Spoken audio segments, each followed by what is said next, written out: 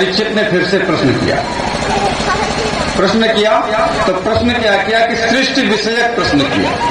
यह सृष्टि कैसे हुई और सृष्टि का विस्तार कैसे हुआ। अब यहीं से समझ लीजिए, अभी तक तो भागवत कथा की भूमिका बन रही थी। मुख्य श्रोता के रूप में जब अब परीक्षित मिले हैं, कथा तो अब से प्रारंभ होती है। अब तक तो भूमिका थी भागवत कथा की, और अब यहां से जब कथा प्रारंभ होती है तो सबसे पहले सृष्टि विषयक प्रश्न करते हैं कि सृष्टि की संरचना कैसे है। जब सृष्टि विषयक प्रश्न किए तब सुखदेव जी अब प्रार्थना करने लगे। अभी तक तो प्रश्न था कि मरणासन्न व्यक्ति को क्या करना चाहिए, तो सीधे सीधे उत्तर मिल गया। मरणासन्न व्यक्ति को भगवान का नाम कीर्तन करना चाहिए, भगवान का ध्यान करना चाहिए, भगवान की कथा सुननी चाहिए। लेकिन जब सृष्टि विषयक प्रश्न किया तो अब इसका उत्तर देने के लिए इन्होंने भगवान का ध्यान शुरू किया। तपस्विनो दान परायसस्विनो मनुष्यनो मंत्र विदा सुमंगलः क्षेमं न विघ्नन्ति यदर्पणम् तस्मै सुभद्र श्रवसे नमो नमः। सुभद्राम मंगलम श्रवो यस्य सुभद्र श्रवसे, जिसका श्रवण ही मंगल है, अर्थात जिनका नाम श्रवण कर लेने से मंगल हो जाता है, ऐसे सुभद्र श्रवस हैं।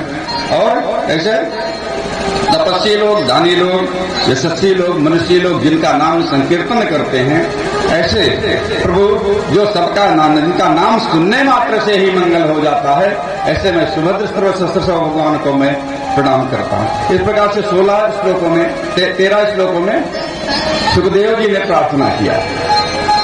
और प्रार्थना करने के बाद अब कहने लगे, परीक्षित, प्रकृति और पुरुष की साम्यावस्था में लय होता है और प्रकृति पुरुष के वैषम्यावस्था में सृष्टि का सृजन होता है।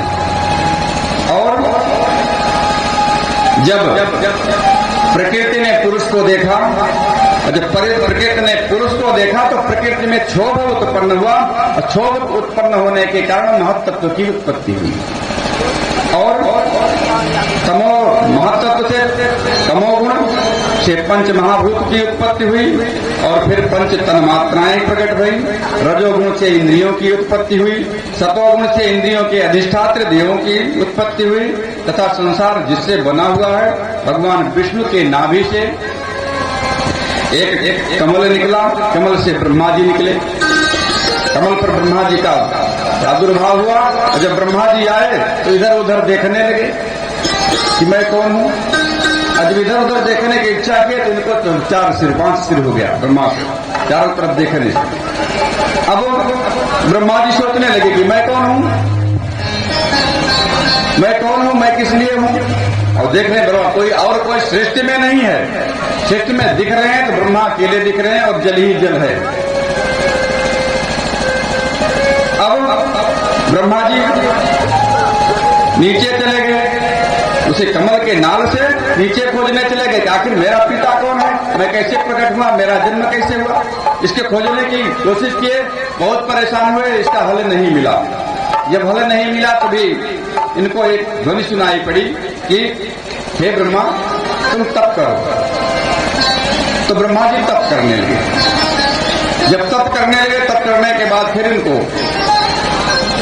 तब से ही भगवान ने इनको 34 श्लोक की भागवत, ब्रह्मा जी को 34 श्लोक की भागवत इनको ध्यान में ही ज्ञान दिया। 34 श्लोक की भागवत का जो 34 श्लोक की भागवत है वो इस प्रकार से, अहमेव सेवाग्रे नाम्य तत्परम पश्चादहम यदित्यत सोवशित्य सोस्म्यहम रीते अर्थम न प्रतीयत चात्मनि यद्विद्यात्मनो माया यथा भासो यथा तमः यथा महान्ति भूतानि भूतेषु वचनेषु प्रविष्टान्याप्रविष्टानु तथा तेषाम् एतावदेव जिज्ञासुनात्मनः अन्वय व्यतिरेकाभ्याम यत् शास्त्र सर्वत्र सर्वदा। इन ये चार श्लोक, यही 34 श्लोक की भागवत, इन्हीं 4 श्लोकों से ही पूरी भागवत का विस्तार हुआ है। इसका अर्थ है कि अहमेव सेवाग्रे, जब सृष्टि नहीं थी, भगवान कहते हैं जब यह सृष्टि नहीं थी तो मैं ही था, और जब यह सृष्टि का लय हो जाएगा तो भी मैं ही रहूंगा। सूक्ष्म रूप से जब यह सृष्टि नहीं थी तब भी मैं था, और जब यह सृष्टि फिर से लय बने रहेगी तो भी मैं रहूंगा, जब से सृष्टि फिर से लय हो जाएगी तो भी मैं ही रहूंगा और कोई नहीं रहेगा मेरे अलावा। और जहां तक ये तुमको सब कुछ जो दिखाई पड़ रहा है वो सब मेरी माया है, जो दिखाई पड़ रहा है वो मेरी माया है। और वास्तव में जो कुछ भी है, जो अनिर्वचनीय है, जो नहीं कहा जा सकता है, वह मेरे द्वारा परमात्मा जैसे चंद्रमाओं इत्यादि की तरह मिथ्या प्रतीत होती है। जैसे अगर हम देखते हैं तो दो चंद्र दिखाई देते, कभी ऐसा लगता है कि दो चंद्र दिखाई दे रहे हैं, ऐसा मिथ्या प्रतीत होती है। साथ मृग तृष्णा की भांति है नहीं, वास्तविक जगत कुछ नहीं है, लेकिन जगत हमको सत्य दिखाई देता है। जैसे हम सड़क से जा रहे हो, गर्मी का दिन हो, अब दूर हमको लगता है सड़क पे पानी भरा है, और वहां पहुंचने के बाद वहां पानी तो होता नहीं, सूखा रहता है, लेकिन पानी की प्रतीति होती है कि पानी भरा है। उसी प्रकार से यह संसार में वास्तविक रूप से दिखाई तो सब दे रहा है कि हाँ सब कुछ है, लेकिन कुछ नहीं है। जो कुछ है वो मैं ही हूं, मेरे अलावा कुछ नहीं है। और जब इस सृष्टि का लय हो जाएगा, और जब सृष्टि का लय हो जाएगा तो भी मैं ही रहूंगा, और इसलिए मेरे ही कारण इस सृष्टि का सृजन हुआ। इस प्रकार से चतुर्श्रुति भागवत का फिर उपदेश किए, और फिर भागवत के 10 लक्षण बताए। भागवत के 10 लक्षण बताए कि भागवत के लक्षण क्या है। भागवत के लक्षण है सर्ग, विसर्ग, स्थान, पोषण, मूर्ति, मनमंत्र कथा, निरोध और मुक्ति, आश्रय। यह 10 लक्षण है भागवत के। यह 10 लक्षण हैं। कौन कौन? सर्ग अर्थात ईश्वर से प्रेरित गुणों से होकर रूपांतर होने पर जो आकाश पंच महाभूत हैं और उसकी तन्मात्राएं हैं, अहंकार हैं, इंद्रियां हैं, महातत्व की इस उत्पत्ति को ही सर्ग कहते हैं। जिसका सर्ग का विशेष गुण है चलना बढ़ना। इसकी कथा भागवत के 3 स्कंद से प्रारंभ होती है। विसर्ग उस विराट कोश से ब्रह्मा जी उत्पन्न हुए, और ब्रह्मा जी ने विभिन्न प्रकार की सृष्टियों का निर्माण किया। यह कथा 4th स्कंद में आती है। आगे फिर स्थान अर्थात प्रतिक्षण नाश की ओर बढ़ रहा है। हम जन्म हो जाता, जन्म होने के बाद हम तो कहते हैं हमारी आयु इतनी बढ़ गई, लेकिन बढ़ी नहीं है, हम तो नाश की तरफ धीरे धीरे बढ़ रहे हैं, मृत्यु की तरफ जा रहे हैं। बढ़ क्या रहा है? तो घट रहा है, वास्तव में तो घट रहा, बढ़ नहीं रहा। तो भगवान विष्णु की श्रेष्ठता इससे सिद्ध होती है। इस कथा का वर्णन भागवत के 5th स्कंद में आता है। फिर पोषण की कथा भगवान अपने भक्तों के ऊपर कैसे कृपा करते हैं, इसकी कथा भागवत के 6ठे स्कंद में आती है। फिर मनमंत्र कथा आती है। मनमंत्र होता है इसका लक्षण, जो मनमंत्र है 5वां लक्षण। कौन कौन से मनमंत्र अभी तक हुए, इन सब का वर्णन भागवत के 7वें स्कंद में मनमंत्र की कथा आएगी। ऊती जीवों की वासनाएं और उसके द्वारा जो कर्म किए जाते हैं, उन्हीं कर्म के बारे में जो कुछ बतलाया गया वही ऊती है। इसकी कथा भागवत के 8वें स्कंद में। इस कथा भगवान के विभिन्न अवतारों की कथा है। इसकी कथा भागवत के 9वें स्कंद में। निरोध की कथा जब भगवान योग निद्रा में स्वीकार करके शयन कर लेते हैं, सदाचार जीव उनमें ही समाहित हो जाता है, लीन हो जाता है, इसको निरोध कहते हैं। यह कथा भागवत के 10वें स्कंद में आती है। इसका ही वर्णन है। और फिर आगे मुक्ति अर्थात अज्ञान कल्पित कृतित्व, भोक्तित्व अथवा अनात्म भाव का परित्याग करके वास्तविक रूप से स्थित हो जाना ही मुक्ति है। इसकी कथा भागवत के 11 स्कंद में। और आश्रय अर्थात चराचर जगत की उत्पत्ति भगवान के द्वारा होती है। फिर प्रलय उसी में हो जाता, भगवान के द्वारा ही प्रलय हो जाता है और आश्रय में केवल वह ब्रह्म ही है जिसका हमको आश्रय लेना चाहिए। इसी कथा भागवत के 12 स्कंद में आती है। तो क्रम से द्वितीय स्कंद से लेकर के 12 स्कंद तक की ये सारी कथाएं आती हैं। बोले वृंदावन बिहारी लाल की। अब ब्रह्मा जी तप करने लगे, ब्रह्मा जी तप करने लगे। तप करके चतुश्लोक की भागवत का इनको ज्ञान हुआ और भागवत का ज्ञान होने के बाद जब काफी समय तक तपस्या किए, तपस्या के बाद तब भगवान ने इनको आदेश दिया ब्रह्मा जी से कि हे ब्रह्मा तुम सृष्टि करो, तुम सृष्टि करो, यही मेरा आदेश है। अब सृष्टि करने की आवश्यकता क्यों पड़ी? कि जो ब्रह्म है उसका आनंद स्वरूप है, वह आनंद स्वरूप ब्रह्म को सृष्टि की कौन सी आवश्यकता पड़ गई? तो कहते हैं आत्मरमणार्थम, ब्रह्म ने सृष्टि की रचना अपने आनंद के लिए की, उसने अपने आनंद के लिए रचना की। जैसे हम संसार के रूप में, सांसारिक रूप से देखें, हमको हमारे पास साइकिल नहीं है तो हम साइकिल की इच्छा करते, अगर साइकिल हमको मिल जाती तो आनंद हो जाता। साइकिल मिल गई तो साइकिल से कुछ दिन चले तो अब अगर मोटरसाइकिल होती तो अच्छा होता, मोटरसाइकिल भी हुई तो कार होती, तो कार भी तो होती तो और अच्छा होता। अब कार हो गई तो इससे अच्छी BMW मिल जाती तो भी अच्छा था। जो वासनाएं धीरे धीरे ऐसे बढ़ती जाती हैं। अब ब्रह्म ने कहा तो सृष्टि कर, सृष्टि करके सृष्टि का आनंद लेते हैं। इसलिए सृष्टि तो पूरी समाप्त हुई थी और फिर से यहीं से नई सृष्टि का सृजन करना है।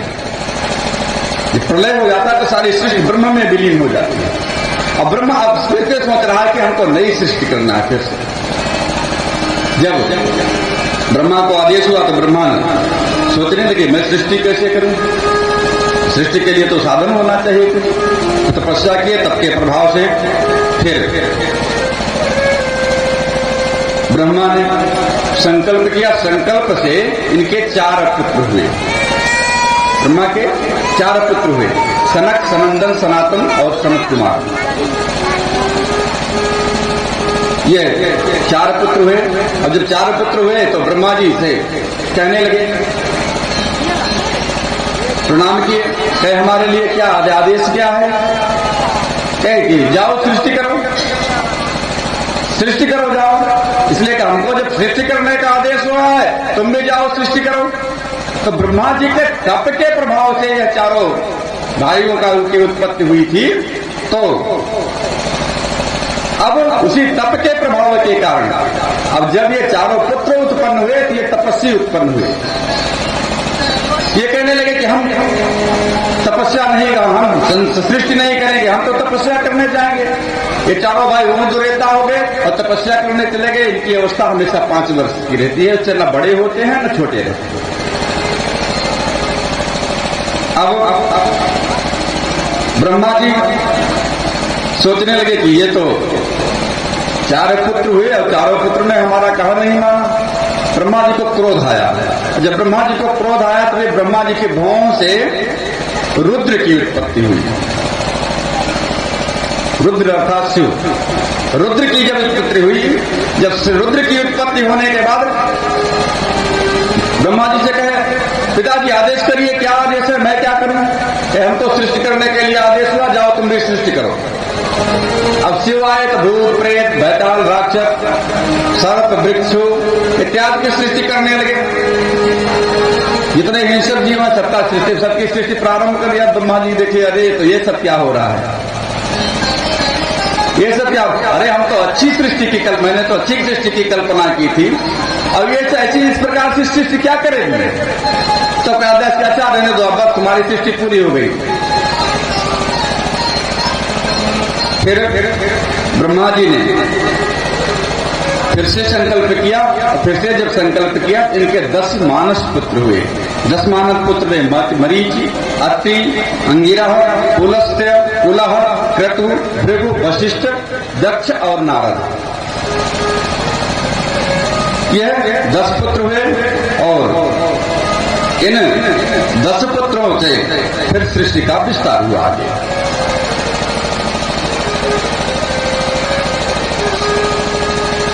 ब्रह्मा जी के दाहिने स्तन से फिर धर्म का, बाएं से नारायण का, पीठ से अधर्म का और मृत्यु का जन्म हुआ। हृदय से काम का, भौं से क्रोध का, जीभ से ओठ से लोभ का, मुख से सरस्वती का, लिंग से समुद्र का, गुदा से नृति का, छाया से भगवान कर्दम का जन्म हुआ। जो कर्दम का जन्म हुआ और कर्दम का जन्म होने के बाद अब इन सबसे सृष्टि करने के लिए कहा गया तो तुम लोग सृष्टि करो, तो लेकिन इनके पास साधन तो था नहीं सृष्टि करने का। किसी की सृष्टि साधन के सृष्टि कैसे करते? तो ब्रह्मा जी ने फिर से संकल्प किया और ब्रह्मा जी ने संकल्प करने से फिर ब्रह्मा के दाहिने अंग से मनु और बाएं अंग से शतरूपा का जन्म हुआ। ठीक है। अब यहां समझने की बात यह है कि ब्रह्मा के जो मानस पुत्र हैं, यह 10 ऊपर जिनका नाम लिया गया नारद जी सहित, नारद सहित, ब्राह्मण की सृष्टि यहीं से है। मनु शतरूपा से ब्राह्मणों की सृष्टि नहीं है। ब्रह्मा के मानस पुत्रों से ब्राह्मण सृष्टि है, जो कि अलग है, यह प्रमाणित है। अब मनु शतरूपा की उत्पत्ति हुई। मनु शतरूपा के 2 पुत्र हुए, प्रियव्रत और उत्तानपाद। इनकी 3 कन्याएं हुई, आकृति, देवहूति और प्रसूति। देवहूति का विवाह ब्रह्मा जी के पुत्र कर्दम ऋषि के साथ हुआ। कर्दम का विवाह जब देवहूति के साथ हुआ तो कर्दम ऋषि चले गए तपस्या करने के लिए, और जब तपस्या करने के लिए कर्दम ऋषि चले गए तो तपस्या में लीन थे। अब इधर सृष्टि का क्रम फिर आगे बढ़ा। जब सृष्टि का क्रम आगे बढ़ा, उनके पुत्र हुए कश्यप। कश्यप की 13 पत्नियां दिति, दिति, दैत्य, धनु, काष्ठा, अनिष्ठा, सुरसा, इला, मुनि, सुरसा, क्रोधवर्षा, सुरभि, ताम्रा, कद्दू, पतंगिरी, यामिनी, शर्मा और तिमी और बनिता। इस प्रकार से इनकी पत्नियां हुई। इन्हीं पत्नियों से दानव, मानव, घोड़ा, हाथी इत्यादि जितनी भी सृष्टि हुई इनसे प्रारंभ हुई, कश्यप जी से। फिर एक दिन की बात, कश्यप जी तपस्या कर रहे थे, और कश्यप जी जब तपस्या कर रहे थे तो इनकी पत्नी दिति पुत्र की इच्छा से सायंकाल के समय, संध्या काल के समय पुत्र की इच्छा से कश्यप जी के पास गई। और कश्यप जी के पास सायंकालीन वेला में, संध्याकालीन वेला में गई पुत्र की इच्छा से। तो इन्होंने कहा कि देखो ये संध्या का समय है और संध्या के समय कुछ कार्य नहीं करने चाहिए। क्या क्या नहीं करने चाहिए? आहारम, मैथुनम, निद्रा, स्वाध्याय च विशेषता। संध्या काल में आहार नहीं करना चाहिए अर्थात भोजन नहीं करना चाहिए गोधूली वेला में, और मैथुन नहीं करना चाहिए, निद्रा सोना नहीं चाहिए, और स्वाध्याय पढ़ना भी नहीं चाहिए। और क्यों नहीं करना चाहिए? आहारो जायते व्याधि, अगर गोधूली वेला में भोजन किया जाएगा तो रोग उत्पन्न होगा। मैथुने दुष्ट संतति, मैथुन से दुष्ट संतान की उत्पत्ति होगी। निद्रायाम तो दारिद्र्यम, गोधूली बेला में सोने से दरिद्रता उत्पन्न होती है। अब गोधूली काल तो हम शाम को ही मान बैठे हैं, लेकिन यह काल सुबह भी होता है, संक्रांति काल, जब रात्रि के बीतने और दिन के प्रारंभ होने का काल, और दिन के बीतने और रात्रि के आने का जो काल है वही संक्रांति काल है। इस समय यह सब कार्य नहीं करने चाहिए। अब तो लोग 8 बजे तक सोते हैं, 8 बजे सो के उठेंगे, तो 8 बजे से जब सो के उठेंगे तो क्या करेंगे? वो तो संक्रांति काल है, और संक्रांति काल वो तो तपस्या का समय है, संध्या बंदन का समय है। तो संध्या बंदन के समय सोओगे तो आपको ज्ञान कहां से मिलेगा? भगवत प्राप्ति कैसे होगी?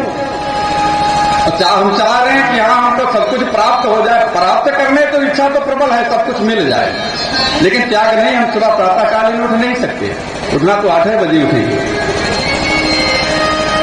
तुलसी बाबा ने भी कहा, तपसी धनवंत दरिद्र ग्रही कलिकौतुमतात्म जाति। उसका अर्थ यो समझिए कि जो तपस्या करेगा वही धनवान होगा। अगर धन की इच्छा है तो पहले भैया तपस्या करो, तप से ही यह संभव है। चोरी बेईमानी के तो गड़बड़ी भैया तो अलग बात है, लेकिन अगर हमको धन चाहिए, विद्या चाहिए, बल पौरुष चाहिए तो हमको तपस्या की आवश्यकता है। और स्वाध्याय विस्मरणम भवे, अगर हम संध्याकालीन बेला में अध्ययन करते हैं तो जो कुछ हम पढ़ेंगे वह नष्ट हो जाएगा। इसलिए यह कार्य कार्य विशेष रूप से गोधूली काल में नहीं करना चाहिए। अब जब इस प्रकार से दीदी से कहे तो दीदी तो काम के बस में थी, दीदी काम के बस में थी कि कहीं नहीं हमको संतान चाहिए, हमको संतान दीजिए। तो गर्भाधान करवा दिया। गर्भाधान करवाने के बाद दीदी से कहे देखो यह तो सायंकालीन गोधूली बेला है तो उनसे बड़ा दुष्ट संतान पैदा होगी। अब दीदी कांप गई कि दुष्ट होगा तो क्या करूं मैं, इसके लिए कौन सा उपाय, कहीं चिंता करने की कोई बात नहीं। अब इधर एक दिन कनक सनंदन सनातन सनत कुमार भगवान विष्णु से मिलने गए। जब भगवान विष्णु से मिलने गए तो 6 द्वार नाग करके 7वें द्वार में जब पहुंचे बैकुंठ में, बैकुंठपुरी में, तो 7वें द्वार पर वहां 2 द्वारपाल खड़े थे जिनका नाम जय और विजय था। जय विजय द्वारपाल वहां खड़े थे, इनको रोक दिया।